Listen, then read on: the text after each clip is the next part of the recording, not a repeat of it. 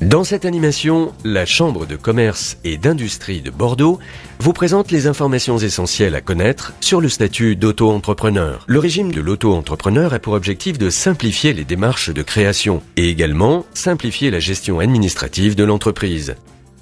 La forme juridique de l'auto-entrepreneur est l'entreprise individuelle et son régime fiscal est celui de la micro-entreprise. Pour conserver ce statut, le chiffre d'affaires de la société devra rester en dessous des plafonds imposés par la micro-entreprise. Attention, ces plafonds sont réévalués chaque année et la première année, le chiffre d'affaires est proratisé en fonction de la date de création. Enfin, il est à noter que le créateur ne facture pas de TVA à ses clients.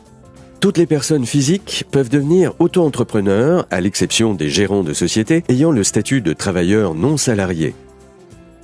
Déclaration d'activité. L'auto-entrepreneur déclare gratuitement son activité en complétant un imprimé unique et simplifié de déclaration accompagné d'un justificatif d'identité. La déclaration se fait en ligne. Les administrations concernées par votre déclaration seront automatiquement informées. L'auto-entrepreneur reçoit un numéro d'identification, le SIREN, délivré par l'INSEE. Pour l'exercice de certaines activités, une déclaration administrative, une qualification, le respect de normes ou encore un engagement financier est requis par la loi. Par ailleurs, vous devez respecter les obligations d'assurance professionnelle en fonction de l'activité exercée. Les cotisations sociales.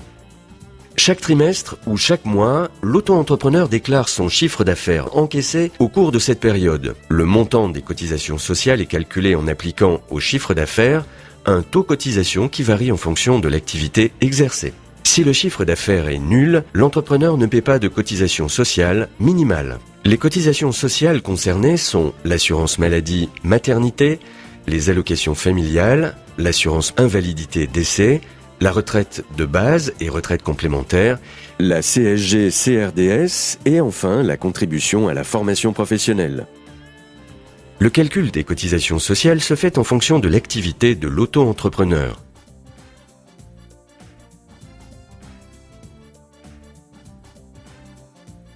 Les exonérations de cotisations sociales sont accordées dans les cas suivants.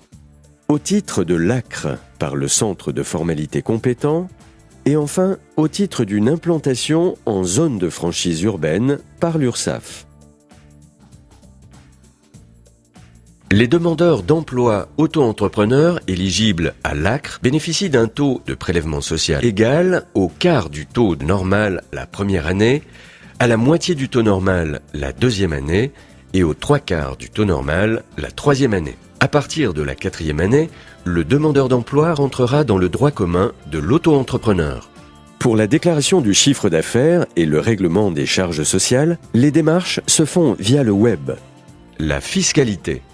L'auto-entrepreneur doit choisir entre deux modes de calcul de son impôt sur le revenu. Il peut soit opter pour le prélèvement libératoire s'il remplit certaines conditions de revenu, soit choisir une déclaration annuelle selon le principe de la micro-entreprise. S'il opte pour le prélèvement libératoire, aussi appelé microfiscal, le montant de son impôt sur le revenu est calculé sur le chiffre d'affaires encaissé. Attention, cette option n'est possible que sous condition de revenu. L'option pour le prélèvement libératoire de l'impôt sur le revenu doit être précisée sur le formulaire de déclaration d'activité. Les échéances des déclarations de chiffre d'affaires et des versements libératoires seront mensuelles ou trimestrielles. Si aucun encaissement n'est intervenu, vous ne payez pas d'impôt sur le revenu pour cette activité au titre de la période concernée. Vous aurez néanmoins l'obligation de déclarer votre chiffre d'affaires, même s'il est nul. Par ailleurs, les auto-entrepreneurs sont exonérés du paiement de la contribution économique territoriale durant l'année de création de l'entreprise. Vous réglez votre impôt sur le revenu en même temps que votre forfait de charges sociales. Vous payez votre impôt en appliquant à vos encaissements intervenus durant la période les taux correspondant à votre activité. 1% pour les activités achat-revente, 1,7% pour les activités de prestation de services, 2,2% pour les professions libérales. Ce régime dure tant que l'auto-entrepreneur reste placé sous le régime fiscal de la micro-entreprise et tant qu'il n'a pas révoqué l'option. Si vous n'optez pas pour le versement libératoire, vous serez imposé sur le mode de la déclaration annuelle selon le principe de la micro-entreprise. Les micro-entrepreneurs sont imposés à titre personnel à l'impôt sur le revenu Dans la catégorie des bénéfices industriels et commerciaux, s'ils exercent une activité commerciale ou artisanale, ou des bénéfices non commerciaux s'ils exercent une activité libérale sur un bénéfice forfaitaire. Ce dernier est calculé en appliquant au chiffre d'affaires hors taxe un abattement forfaitaire représentatif des frais professionnels et dont le montant varie en fonction de l'activité exercée par l'entrepreneur.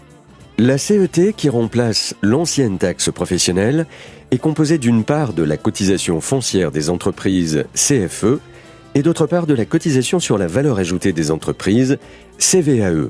Elle est due en principe par toutes les personnes physiques ou morales qui exercent une activité professionnelle non salariée.